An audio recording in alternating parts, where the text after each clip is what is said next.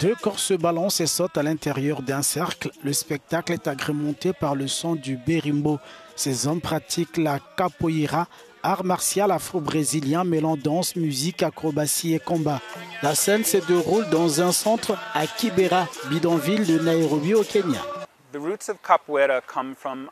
Les origines de la capoeira remontent à l'Angola et au Congo et elle a été érigée par les Africains réduits en esclavage qui l'ont emmenée de cette région jusqu'au Brésil. Il s'agit d'une forme de résistance à l'institution de l'esclavage et à l'oppression que subissaient ces différents groupes ethniques en utilisant des formes martiales originaires d'Afrique.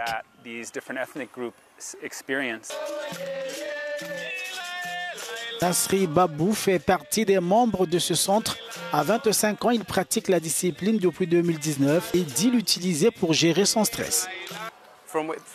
Dans la communauté d'où je viens, il se passe beaucoup de choses. Et la capoeira a toujours joué un rôle important comme une thérapie. Elle a toujours été une thérapie pour moi.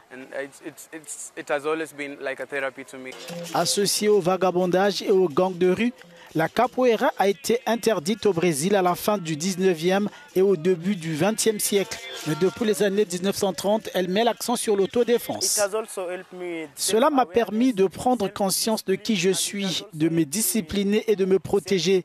Lorsque quelqu'un m'attaque, je sais comment utiliser les mouvements de la capoeira et je ne peux pas être agressé parce que la capoeira m'a aidé à acquérir ces compétences et je les applique dans la rue.